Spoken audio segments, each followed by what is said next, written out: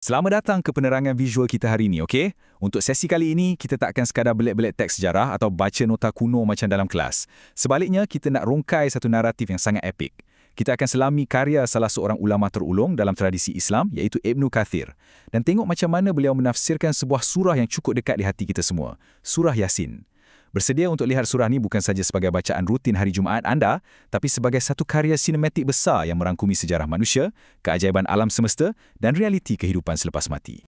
Jadi, kita mulakan dengan satu soalan yang cukup mendalam. Pernah tak anda terfikir, kenapa surah Yasin ni digelar jantung Al-Quran? Ia bukan sekadar satu gelaran kosong tau. Ibnu Kathir jelaskan yang surah Makiyah ni sebenarnya menetapkan degupan nadi utama untuk keseluruhan akidah Islam kita. Ia bawa 3 teras paling fundamental: keesaan Allah yang mutlak, kebenaran risalah kenabian, dan kepastian yang tak boleh disangkal tentang hari kebangkitan. Ketiga-tiga elemen ni dipam masuk ke setiap sudut minda dan jiwa kita bila membacanya, saling tak tumpah macam jantung yang mengepam darah ke seluruh badan. Sangat menakjubkan kan?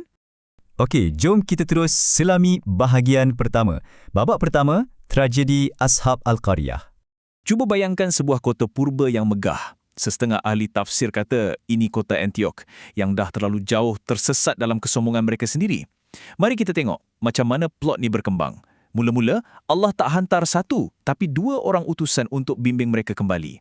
Bila mereka tolak bulat-bulat, Allah kuatkan lagi dakwah tu dengan utusan yang ketiga. Tapi, apa respons penduduk kota tu? Penolakan total. Mereka dengan angkuhnya perlekehkan para utusan tu.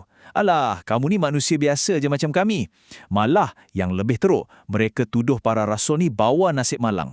Konsep ni dipanggil tatayawur. Bayangkan ketegangan masa tu. Orang yang bawa cahaya kebenaran dituduh bawa bala bencana. Memang tak masuk akal. Dan tepat pada kemuncak kekacauan inilah muncul wira kita. Dari hujung kota sana, ada seorang lelaki berlari sekuat hati. Dalam tradisi tafsir, dia dikenali sebagai Habib Al-Najjar. Dia berani berdiri di depan sekumpulan perusuh yang tengah marah dan merayu. Wahai kaumku, ikutilah utusan-utusan tu. Ikutilah mereka yang tak minta apa-apa balasan pun dari kamu. Dan mereka memang berada di jalan yang benar. Ini adalah satu tindakan keberanian yang sangat luar biasa.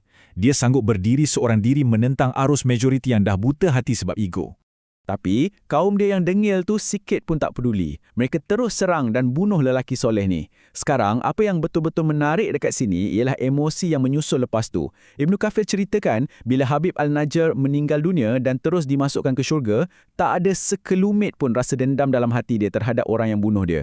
Sebaliknya, kata-kata dia penuh dengan belas kasihan.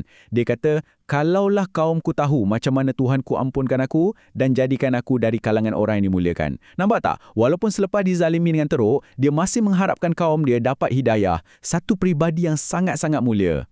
Namun begitu, setiap perbuatan pasti ada padahalnya. Jadi, poin yang sangat penting sekarang ialah macam mana pengakhiran kota yang angkuh ni. Allah tak hantar tentera berkuda dari langit.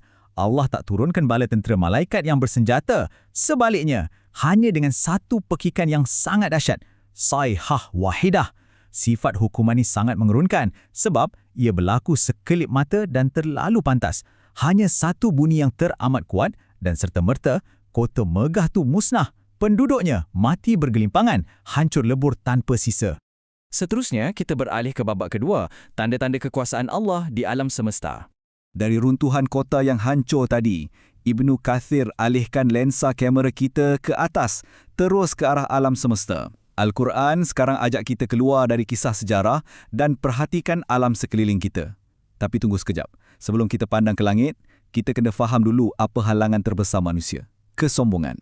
Ayat 8 dan 9 bagi kita satu metafora yang sangat mendalam tentang sunnatullah atau ketetapan Allah ke atas orang yang angkuh.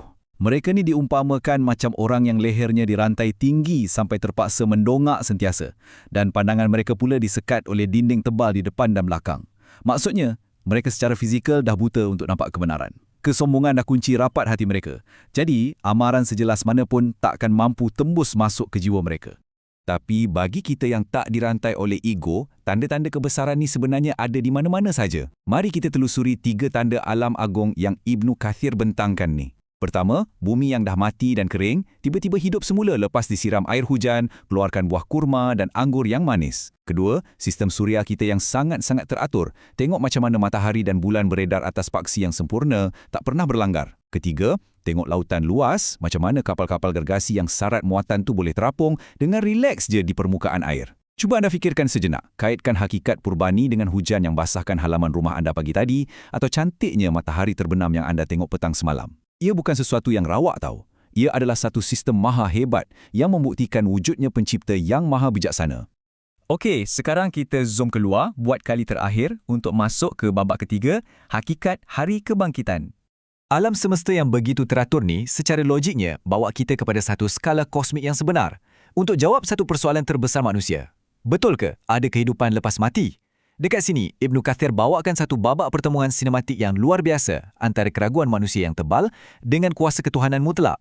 Ubay bin Khalaf, seorang pembesar musyrikin, datang jumpa Nabi Muhammad SAW sambil bawa seketul tulang reput. Dengan penuh sombong, diramaskan tulang tu sampai jadi debu yang diterbahkan angin. Lepas tu dia cabar, siapa yang boleh hidupkan balik tulang-tulang yang dah hancur ni?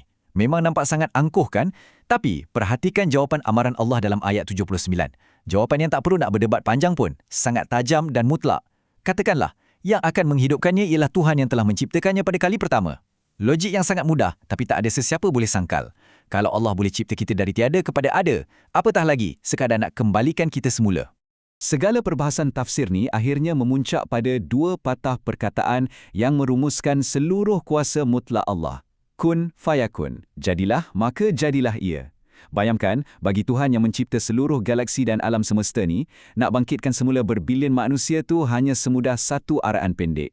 Sekarang, lepas kita sama-sama selusuri runtuhan kota Antioch, saksikan kehebatan galaksi dan sedar betapa rapuhnya tulang manusia, persoalan sebenar berbalik kepada anda. Bila sangkakala ditiupkan nanti dan arahan kun itu bergema ke seluruh pelosok alam, adakah anda benar-benar bersedia untuk dibangkitkan semula? Teruslah merenung dan cari jawapannya.